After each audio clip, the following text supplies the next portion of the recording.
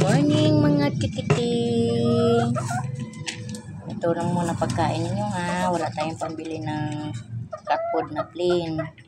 Ito lang muna di kulay. Sirado pang tindahan. Inutang ko to kay Genevieve. Palitan ko na lang siya bukas.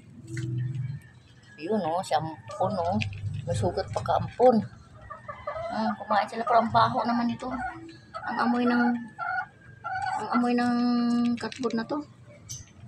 Si Kitty oh. Kitty, sugat mo malapit na maayo oh. Na magaling. Ay, kumain sila. Birugo dito na nabil. Si Manok kaya? Si Manok. Manok. Di kayo mamamatay yung manok ko nito. Wala na din pagkain si Manok. Ayan, kumain din si Manok ng cat food. Talaga itong manok to kahit ano-anong kakainin. Tingnan mo. Kumain din siya ng cat food. Sarado pa din eh. O ano, busog ka na? Ha? Busog ka na, Kitty? Busog mo yan? Kaya dalawa. Sige na.